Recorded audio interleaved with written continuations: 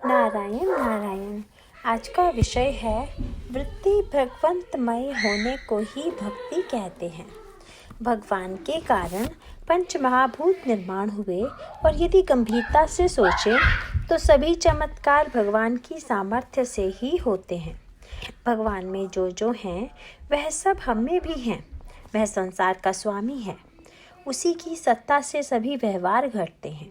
हमारा जीव उसका अंश है, अतः हम कर्तव्य करें और उसका फल भगवान की इच्छा पर छोड़ दें।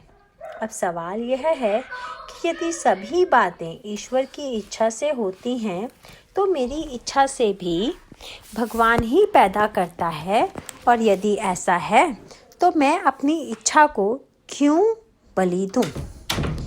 बात एकदम सही है। रात को अंधेरा होता है, इसका मतलब क्या है?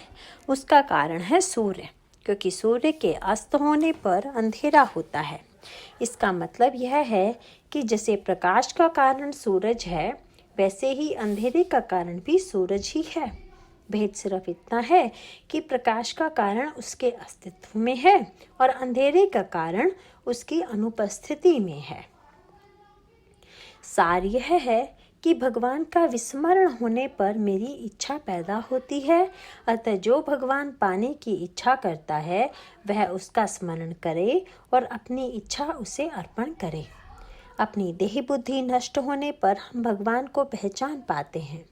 जिस प्रकार किसी इमारत का ढांचा कागज पर होता है, वैसे ही सगुण मूर्ति ही हमारे लिए पर ब्रह्म है। ढांचा या नक्शा निश्चित हुआ तो फिर इमारत बनाना कोई कठिन बात नहीं होती। सगुण मूर्ति का ध्यान करें।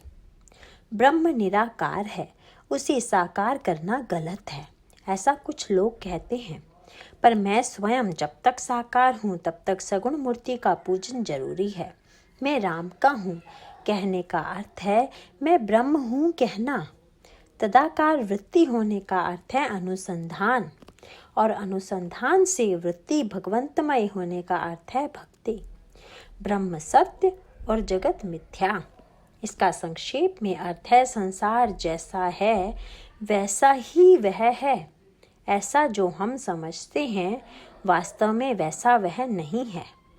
अंतर्बाह्य परमात्मा दिखाई देना ही भक्ति का लक्षण है। इसीलिए हमारी कृति भगवान देखता है। यह धारणा हमेशा ध्यान में रखनी चाहिए। मैं भगवान से दूर हूँ, यह भावना कभी नहीं होनी चाहिए। भगवान की प्राप्ति के लिए स्वास्थ्य अच्छा रखना चाहिए।